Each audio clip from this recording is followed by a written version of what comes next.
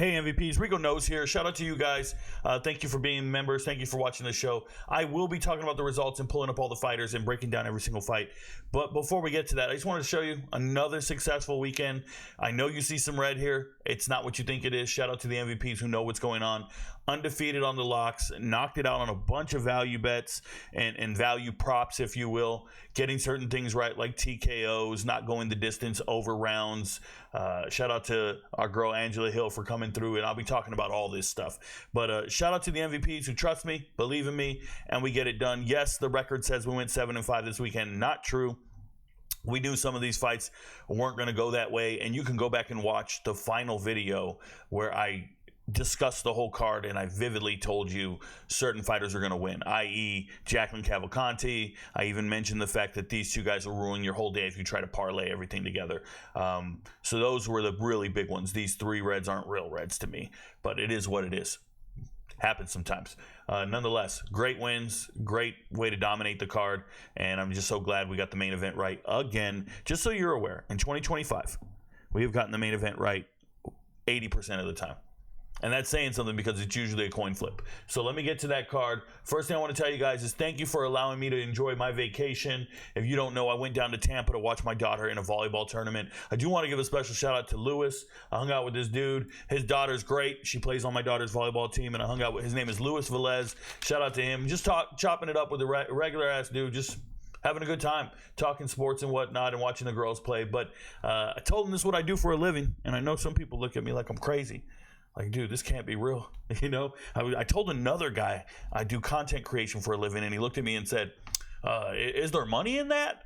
That's what he said to me. Is there money in that? He was saying it like he's going to start doing content creation tomorrow, right? Bro, I'm wearing a Superman shirt and a fucking red cape because I'm on top of the world. You can't do what I do. We can't duplicate this, but let's go. Let's talk about the fight. So first fight of the night, Julia Avila, Jacqueline Cavalcanti, exactly like we thought it would go. Yes, on the chart, I have it for Julia Avila. Don't get it twisted. On the prop side of it, I told you take Jacqueline Cavalcanti by points if you were going to bet on this fight. We don't bet on girl fights. What do we see in the fight? We saw a crime, and the crime is this, y'all. You can't be in minus 850 favorite, and you don't finish the fights.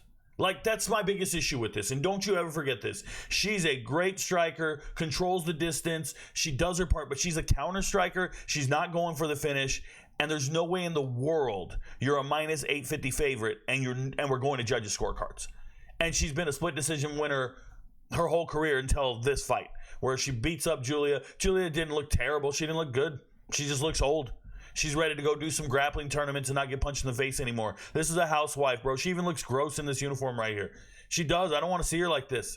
The only person with worse, I guess, physique makeup are these girls that my daughter was playing this weekend. There was a team, I want to tell you, they were the Pantry Raiders. I think that was their name. Teenage kids, bro. I can't say this shit, but they were built like linebackers. I said, they're going to grow up to be obese. And then I thought about it. I'm like, no, they are morbidly obese right now. 15 years old, so they look worse than Julia Avila, but shout out to her. We know the deal. If she's ever in the octagon again, which I highly doubt she will be, fade her, and you just got to trust whoever she's fighting is going to whoop her ass. Jacqueline Cavalcanti, Vegas is going to make you pay for her. I can't believe it like that. Yes, points, Jacqueline by points, and never parlay it with anything. You're paying for women judges, on a fight. Speaking of women, what's up, Dontel Mays? Scrub ass dude gets tapped. I thought he was going to be able to string out the fight for 15 minutes. He wanted his paycheck and he's out of here. I think that's his last fight in the UFC. Watch, he's going to get cut. He's got to, man. No way Walter Walker submits you like that. Like, that's just embarrassing. Shout out to Walter Walker. We know he's a wrestler. I told you guys he was on the juice for a while there. The motherfucker should be glowing in the dark. All right, he's got back knee. Dude's just juiced out of his mind, but he does train in Russia. He is a wrestling-based guy, always going for takedowns, always shooting. And at the heavyweight level, just being in a dominant body position is exhausting. It is, the best place to be. So if you're in the mount, rear mount, side control, any of those, you're just going to crush your opponent. And Dontel Mays, you're faker than I don't know. I wanted to say something witty and shit. I don't know. You know what Dontel Mays reminds me of? I was thinking about this as I was driving home. I had an 8-hour-long drive. And I was thinking about the word vineyard. Vineyard. You ever heard of it? It's like where they get wine made from the grapes and shit. It's like vineyard. But if you spell it out, it's vineyard. That's all it is. And it's a yard of vines. But people started getting fancy and started renaming it and acting all tough and going, yo, this is wine. This is a vineyard. It's just a yard full of fucking vines, bro. Dontel Mays is not tough. They've been saying his name all different ways and all this, they should just straight up Pussy. That dude is not tough. I promise you, bro. I don't care. He don't impress me. The worst. Stop saying his name among other UFC heavyweights. Stop thinking he's tough because he's got tattoos. That dude is a vineyard. Don't you forget it. He's generic as flip. Brings nothing to the table. Scares no one. Next fight. Vince Morales against Elijah Smith. First thing I told you was I thought Elijah Smith was biting off too much. I don't think he's mentally tough. But I did tell you he's incredibly gifted. And he's extremely athletic, and he's just going to get it off. Now, watching him fight, I'm still not thoroughly impressed with him. He has a great jab. He was able to move around and fight, but he didn't take advantage of his speed the way he should have. Like, he should have just poured it on and got into that flow state and just really whooped Vince's ass, because Vince couldn't do anything. Those punches were way too fast for Vince. Vince made it ugly. Vince will beat you up with his nose. You ever seen somebody beat you up with their nose? They just go out there and just try to beat you up with their face. You hope your hands get tired from beating their face. That's Vince, bro. He's got the world's worst nose. And he doesn't wear damage well. Remember this. Because when he gets in a fight, yes, he's got a fighter's chance, but the optics look bad. So he's going to lose every round when it comes to damage. Even if it's equivalent, he doesn't wear it well. And that's terrible if we're going to judges. So the next time we think a fight's going to go the distance or to judges or anything of that nature, Vince Morales, you can't pick him. He doesn't wear damage well, and he's very limited as an athlete. On the flip side, Elijah Smith, we know he's an incredible athlete. The mental makeup's just not there. He looks like he struggles mentally. That's all his coach ever talks about. It's his father, right? They're in the corner, and they're consistently just talking to him about, like, you guys know what's the number one thing I never want to hear a corner say? Breathe.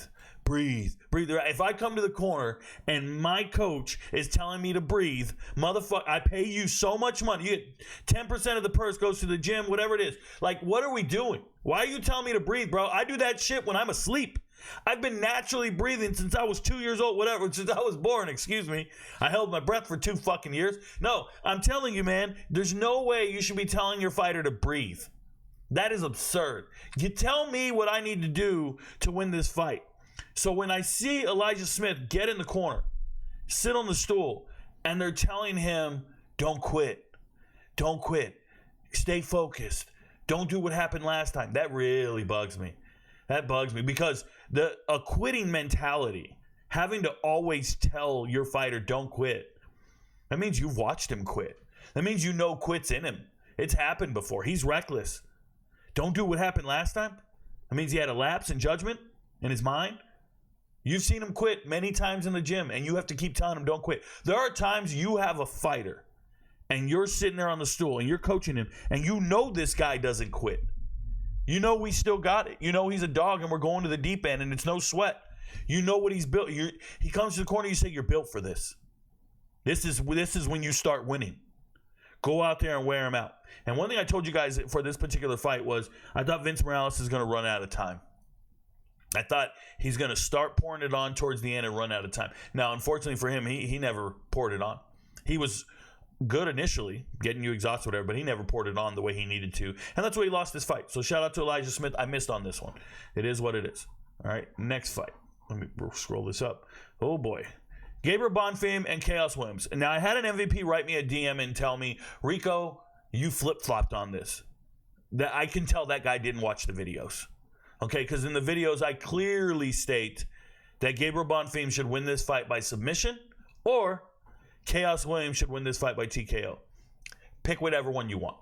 It's 2 coin flips, and it's actually on the chart like this. And what you need to understand is it's on the chart, Chaos TKO, Bonfim sub. The payout here is immense for each one of these. I want to say it was like a plus multiple hundreds. I understand that this over here says Chaos Williams. This should not be confusing to you because you should be watching the videos in their totality.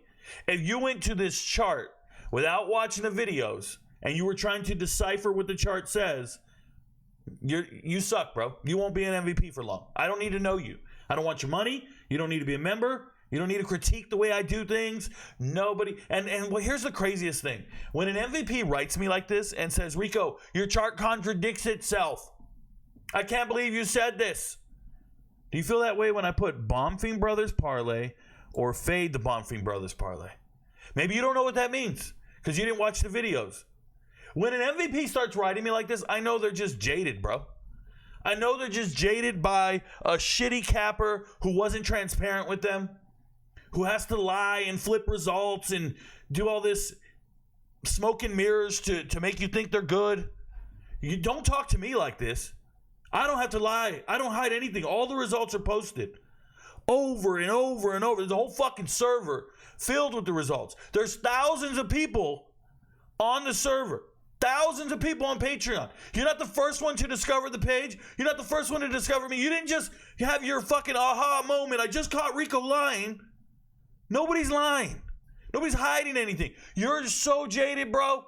I can just see it now. You're on a dating app. You're trying to date a girl. Shit's going normal. And then she texts you, I'm running late. And the first thing you think is, oh man, the last time my last girl was running late, she was cheating on me with Marcus next door. Like, you don't even understand, bro. People are just having normal lives, normal conversations. Nobody has time to try to flip shit and hide shit from you. You're jaded. You got trust issues. What up, Drake? Say, Drake, you got trust issues. Don't bring that shit into my world, bro. Not an MVP in the world got trust issues. You know how much of a regular life I'm fucking living, bro? That I don't have time to go in there and try to hide results from you? Fights are occurring. Results are coming out. I don't care. Personally, I don't know what you bet. It ain't my business. I tell you guys this. I don't dictate unit size. I don't dictate unit amount. I just analyze fighters. And whatever you're comfortable with, that's on you, homie. That's real. Only what I say last year. Indiana, 5.5 wins. I said, guys, they're going to win 9 or 10 games. Sell your car. Sell your car. Go find all the money you can and put it on this plus 128. I can't do it for you. No one's lying about anything. They were both on the chart. As a matter of fact, you could have put a unit on each one of those results and you would have made money. But you're not a good gambler. You don't know how to gamble. One's paying out a plus 360. The other's paying out a plus 440. You put a unit on each of those, you're going to be up 2 units regardless. I can't do it for you, bro. Can't do it. There's the latrine. Ain't nobody shaking it for you. And you might go to the latrine. You might go to the bathroom, pull up right to the urinal, and still piss on your feet, bro. I got nothing to do with that. You're losing at life. You're the kid who fell off a bike when it had training wheels. That's what it is. A loser at life. All the way around, bro. Jaded as a motherfucker. Rico's lying. Rico flip-flopping. I didn't flip-flop nothing. Gabriel Bonfim looked great in the fight. Both brothers looked great. He looked great. He looked complete. He doing all his things. And Chaos just dirt nap, bro. Dude was out there sleeping. Sleeping. Dars comes in. It didn't even look that tight. Readjusts. Gets it even tighter. Dude's a beast on the mat. And Chaos, you got paid to go to sleep. I didn't learn anything about Chaos in this fight. Whatever I know about him is the same I knew before and after. There's nothing new I saw other than he doesn't belong in there grappling with an elite grappler, because this was their first exchange in grappling at that point, as far as going for submissions, pummeling for underhooks, whatever it is. And it just looked like, it was a boy and a girl. Like, it was a pro and an amateur. So shout out to the Bonfim brothers. Gabriel, the bigger brother, looked pretty damn good. Rafael Estevam against Jesus Aguilar. I told you guys this is the one fight I wasn't worried about. Like, I know Jesus isn't going to win this fight. Yes, he's going to pull a guillotine. He's going to try to get it over and over. This dude's got T-Rex arms, bro. 5'4", 127 pounds, nothing special. Can do nothing to impress me.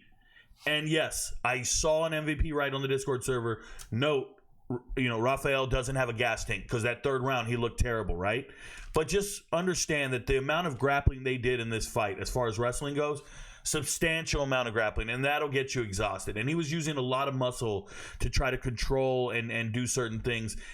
He did have poor fight IQ. Rafael did. He kept trying to jump the back, get a rear mount with no hooks, meaning you fall off the top.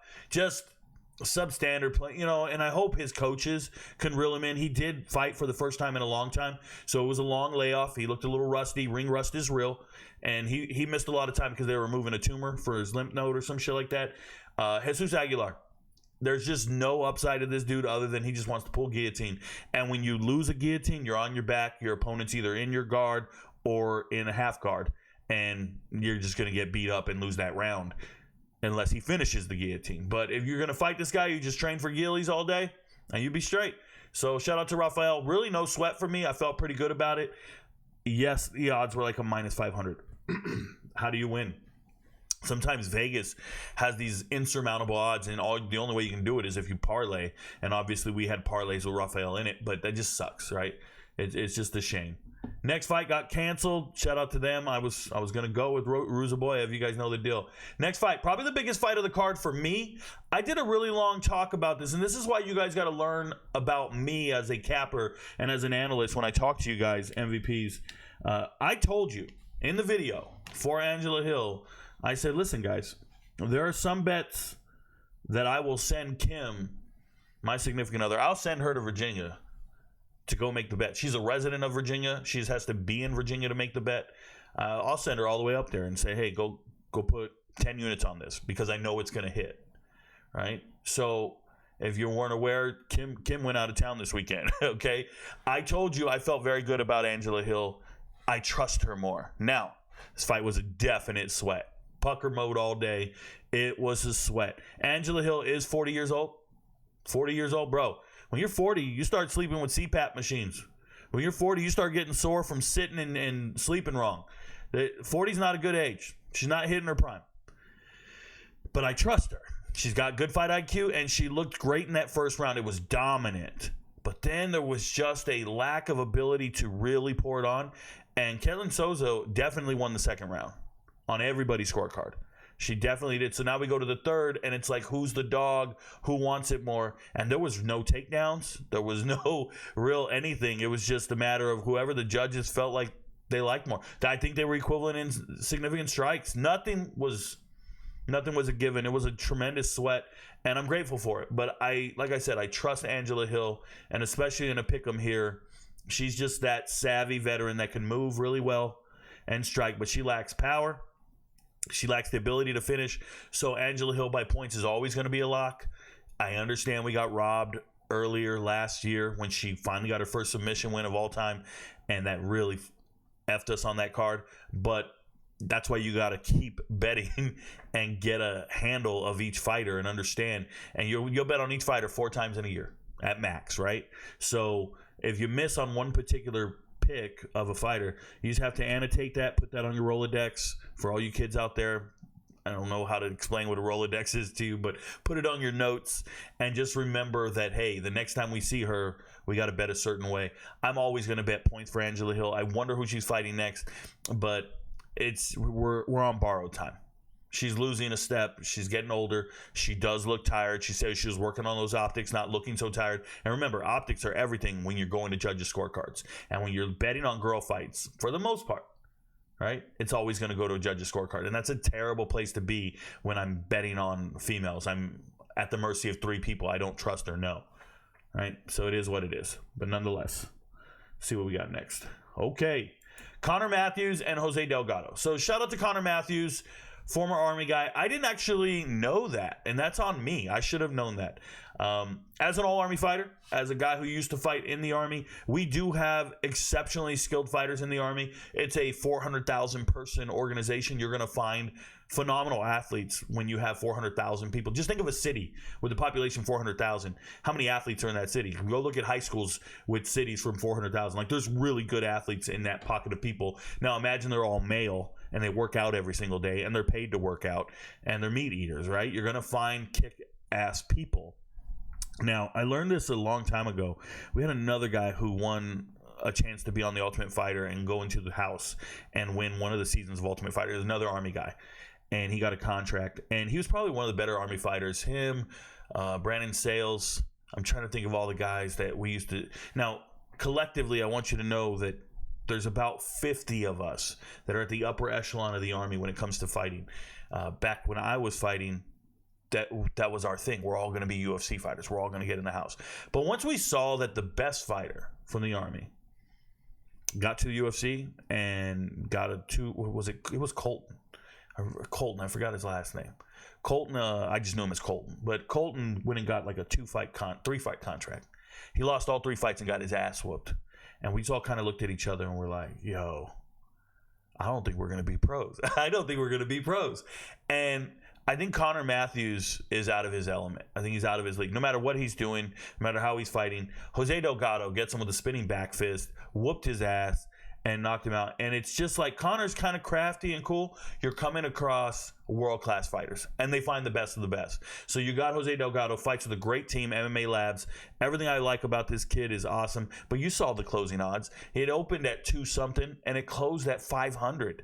Like it says 450 there, but it was 500. So you're going to have a really hard time making money on Jose Delgado moving forward. Vegas knows this. The fight fans are all over it because he's a very dynamic mover. Like the way he moves, there's no weak points to that kid's game. He can grapple, he can strike, and he can handle and control levels and angles and a number of things. And he's got a great coach.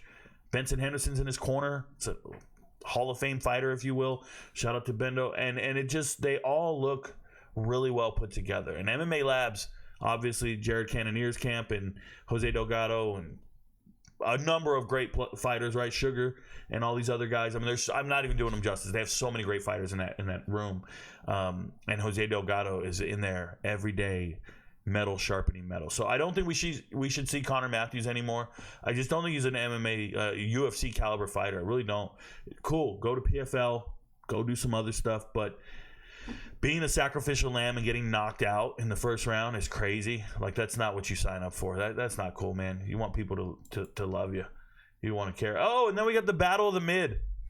What a terrible fight, bro. This is the worst boxing match since P. Diddy and Cassie, bro. Like, I'm serious. P. Diddy and Cassie. Rodolfo Vieira versus Andre Petroski. All I learned in this fight is Petroski's really hard to take down, and Rodolfo's fake. You're the black belt hunter, but you can't get a takedown. Can't even impose your will on anybody. And Andre Petroski's got every muscle in the world, but is out of shape and out of breath after one round. He's tough. He called out Bo Nickel. I want you to know we're taking Bo Nickel to beat his ass. Like, seriously, I don't know what he's doing calling out Bo Nickel. That's absurd. But I'm very underwhelmed by Andre Petroski on a 3-fight win streak, and he's still going to be an underdog anytime he steps in the cage because they know he sucks. Yes, he won this fight.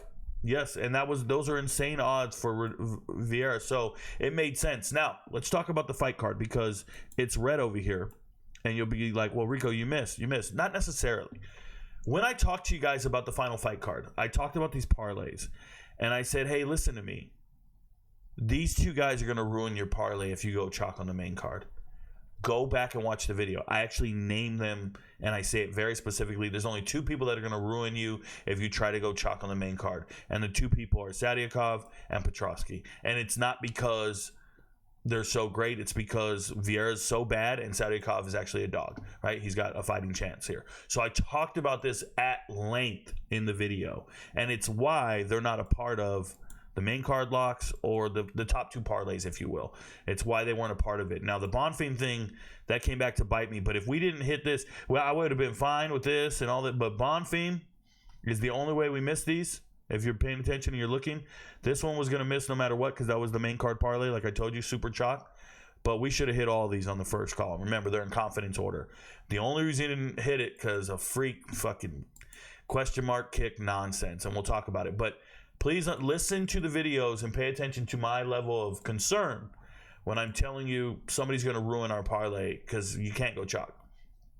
You can't do that all the time. All right, Rico's a square. Shut up, punk. I'm not a square. I pick an underdog when I believe in an underdog. I don't pick one just for the sake of picking them, but I believed in these underdogs. I just didn't I didn't pull the trigger and pick him. It is what it is. I really think Petroski is a terrible fighter. Now, Ismail Bonfim versus Nazim Sadykhov. Did a language barrier cost us this fight? It's a valid question, because you've got a translator asking a doctor and all these other languages they're all speaking, and all it comes down to is Ismail Bonfim was smashing this man. He came out to kick Sadykhov's ass, and he did. He was dominating for the majority of that first round. Everything's going great. We're on top of the world. We're winning this round. And with about 30 seconds left, maybe 40 seconds left, he catches a question mark kick to the face, and everything's over from there. It's a bad rap. I mean, it's over at that point. And he's struggling, can't do anything, and now they're saying, oh, and Mark Smith, I don't know how to check for who's going to be the referee for a particular fight. You might want to wait to live bet fights from now on, because Mark Smith is the one referee in this whole world that is trying to get every fight canceled, stopped, TKO, referee stoppage, doctor stoppage. Mark Smith will just call in a ref or a doctor for anything. Doesn't ever let them just figure it out. And this is a man who wanted to fight. They asked him if he could see. He said yes. And they called the fight. At least that's what I saw. They can explain to me however they want to explain it. We got a guy that was kicking ass and taking names, and they didn't let him continue to fight. He said he could see.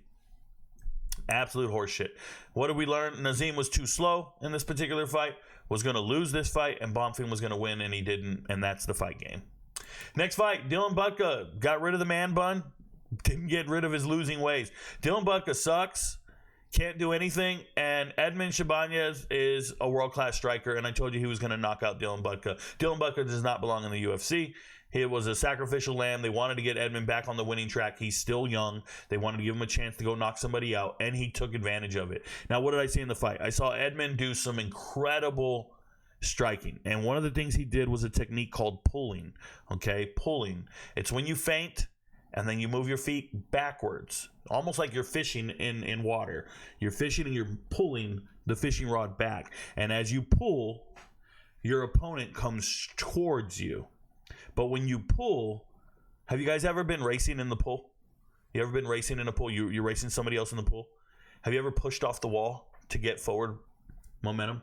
And when you push off the wall, you can take off way faster than somebody if they were just standing still in the water. Maybe you're in track, if you're in track and field, and you're pushing off the starting blocks. Same concept. There's somebody standing there versus somebody pushing off the starting blocks. You get a lot more momentum. So when you're striking, you know you're going to go forward. But you jump back, you're pulling your opponent towards you, and then you go forward. And that impact where you both meet is devastating. So pulling your opponent is a pretty common technique, but the timing in which Edmund did it, and he pointed straight to his corner, and he said, you guys were right. He talked to his coaches. He said, you're right. As soon as he knocked out Dylan Butka, he's talking to his coaches saying, you guys are right. You called it. You knew exactly what was going to happen, and it fucking happened, bro. So that's really awesome for Edmund to have that type of striking acumen, implementing a game plan, being an extension of your coaches in the octagon. It's a huge deal. So shout out to Edmund. I hope he gets back to his winning ways. He still can't grapple. He's still trash at grappling. We still can't trust his gas tank or endurance, but my goodness, does he hit hard, and he put this man to sleep. It's a pretty scary knockout too. Next fight, Calvin Kattar versus Youssef Zalal. Now, shout out to Youssef Zalal. He was a minus 550 favorite, and you knew he was going to win the fight. I was not impressed with this performance. He spent the whole third round running around losing the fight, like losing the round. He knew he won the first two rounds, so he had no desire to win the third, and I don't like fighters like that. I just don't. I know you're fighting a good fighter, but go out there and show us why you're a minus 550. If I ever see a minus 550 and you're conceding that you're going to the scorecards, I'm just not going to bet on you. I just don't believe in you like that. Now, we believed in Zalal, Youssef Zalal, but from this point forward, he's going to be fighting some really skilled fighters. And I'm curious to see who they pair him up with next. At some point, you have to fade him because Vegas is going to overvalue him. And we're going to get an EV there that the underdog is just going to be. We're going to look at an underdog, a really good underdog. And we're going to be like, that guy should not be a plus 300. Whoever it is. He should not be a plus 300. And they're going to do this because people are treating Yusuf Zalal like he's the next world champ. Well, the next world champ was not in that cage. I did not see that this weekend. I saw a guy who was in shape, athletic enough to win a fight against an aging fighter, and he's still on this win streak, but no desire to finish a fight, no killer instinct. It's why I don't like Taekwondo. It's why I don't like jiu-jitsu individually. These practitioners where they're sports and you're playing for points. It's just you're pointing the system in the game instead of going out there to win and kick somebody's ass, right? Now, someone will tell you that's fight IQ. Fine. Sure, that's fight IQ. Sure. I don't like to bet on that shit. No way. Go out there, impose your will, take that man's lunch money, and let's move on, especially if you're a 550. If we want to go out there and go to the scorecards, then let's do the Angela Hill thing. We should both be minus 110 at that point. All right, so shout out to Yusuf Zalal. He found a way to win, but I didn't learn anything about him other than there's a ceiling there. There's a ceiling there, and it's not quite as high as we thought. And then in the main event, my God, the main event was free. I gave it away for free on YouTube, gave it away on Patreon, gave it away on every platform. I'm trying to help you guys get paid, bro. Shout out to the MVPs who listened to me and watched it. First thing I told you guys was, this is a live bet. I want you to watch the first round, and I want you to pay attention to their feet. And whoever's pushing the action going forward, that's who you need a live bet. I don't care who it was. I know there's a guy that's a minus 235 favorite. I don't care. Look at them, and whoever's making forward movement means the other guy is backpedaling. You cannot backpedal for 25 minutes. You cannot backpedal for 25 minutes. Now, Gregory Rodrigues, the man who lost his birth certificate, is not 32 years old, bro. He doesn't fight like a 32-year-old. He fights like a 52-year-old. He moves slow as shit. He was exhausted after one round. You know you got a 5-round fight. He was exhausted after the first round. And there was nothing special that Jared Cannonier was doing other than walking forward. Beating the shit out of you later, yes. Putting the hurt on you, bad.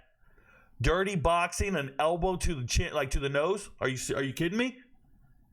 Just hurt that man. And he got to the corner. They're talking to him, telling him to pick his head up, all this other shit. Are you okay? You're here. Dude was checked out, got knocked out 20 seconds later. I told you Jared Cannonier is a world-class fighter. He's only lost to world-class fighters. From this day forward, Gregory Rodrigues is forever known as the can crusher. He is a can crusher. He can only beat cans. He can only beat scrubs. There's nothing he does in that cage that impresses me to the point where I think he can beat a world-class fighter. Does he have a puncher's chance? Everybody does. He has a chance to knock out a world-class fighter. I wouldn't bet on it, but he's got a chance. Outside of that, there's nothing that I see from him that warrants any of these odds, any of this hype, and that's why I said we're going to take Jared Cannonier. I trust him. Even though Jared Cannonier is coming off of a loss, even though Vegas is telling you he's a plus 190 underdog, all that shit means nothing to me, bro. I assess fighters for what they are, and I'm looking at a guy, and I know his nickname's RoboCop. But Rico, his name's RoboCop, and he grapples in Brazil, and he's a world-class this, and he's this. Bro, the man is 50. They lost his birth certificate, and they're lying. Nobody 32 looks like that. When I was 32, I was in the prime of my life. I was in better shape than RoboCop. I'm not joking. Many of you were in better shape than this man. This man was exhausted after 5 minutes. Bro, 5 minutes? I know many women that'll leave you. 5 minutes, bro? You can't play. No. You got to be embarrassed. That's disgusting. Yeah. I was not impressed with Gregory Rodrigues, the RoboCop. Shut up. And a 40-year-old man walked in there and took you and just smashed you for the whole world to see. Ain't nothing to talk about. You had to be saved by a referee, bro. You couldn't even make it to the whistle. Couldn't even make it to the bang. Clack, clack, clack. Nope. Dude was out in the next 30 seconds of the fourth round. Like they just fought for two little over. So nonetheless, shout out to the MVPs who got it right. Just a reminder, Our parlays were in confidence order. We went ahead and hit the top parlay. The next parlay, I understand there were 132s and minus 122s. They're usually in plus money, but for this particular fight card, we had to go a different route. If anybody is doubting that, shout out to the MVPs who know the truth. Here you go. Plus 108. We try to get to 100s as best as we can every single week, but we've been hitting on these nonstop. So these are the last couple weeks just dominating, hitting plus 211s and whatnot. But here, hitting a minus 142, plus 132, and that was the Rico Knows too late. I don't know what else to do for you guys, and all I can tell you is, hey, yo, this is what I would bet, right? This is what I'm going to bet on this fight card. Not all these. One guy wrote me, do you gamble? Do you bet? Bro, if you need somebody else, it's like meeting a world-class chef and then asking him, do you eat ribs? I heard you make the world's best ribs. Do you eat ribs? If you're not going to eat them with me, I'm not going to do it. I'm not doing it. I heard you're a vegetarian. Motherfucker, shut up. These ribs are amazing. Who cares if I eat them or not? You feel me? Like, you piss me off, bro. I'm trying to get a gardener to come out here. I got a huge yard. I need a gardener to cut. First thing I do, I just look at, hey, man, how's your yard? How's your yard look, though? You don't get to cut my grass. How's your yard look? Motherfucker, I'm the one who needs a gardener. Why am I worried about what his yard looks like? A lot of you guys out there, you guys always worry about what my percentage is. My percentages are down here. My locks, currently 75%. You know we like them over 80. Leans are at 65. It's pretty good. It's right where we need to be. Values are at 47. That's underdogs. That's pretty fucking awesome. That's plus money. Parlays were even, 50-50. It is what it is. Had a bad start. We're climbing out of the hole. Doing amazing in certain spots. Amazing.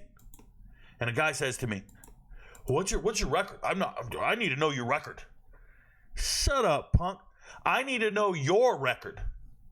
I need to know your record without me. I want to know what your gambling record is without me. And then let me know if you buy MVP, if it improves. If it gets worse, then roll out, bro.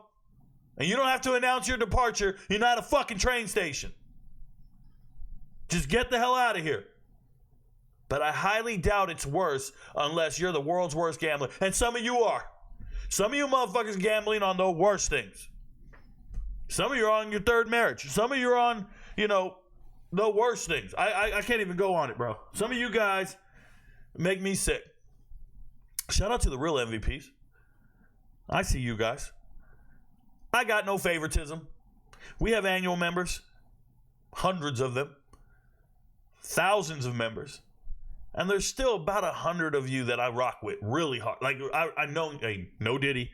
I know there's about 100 of you, 200, 300 of you that are like die hard, not going, I'm not even worried. This conversation is not for you. It's them new motherfuckers who showed up in the last couple of weeks who are pressing me for transparency. Bro, these results videos are posted every week. There's a whole fucking playlist called Results on Patreon, and it's free. They're never hidden. They're not private. You don't even got to be an MVP. You can start doing all the information gathering you want, bro. But when you're done with your math and you're done with all your shit, just remember, your friends don't know, but Rico knows. Appreciate you guys. Love everything you guys do for me. Thank you for giving me the life that I live. I'm so grateful. You guys, I'll see you on the next fight card. Take care. Go.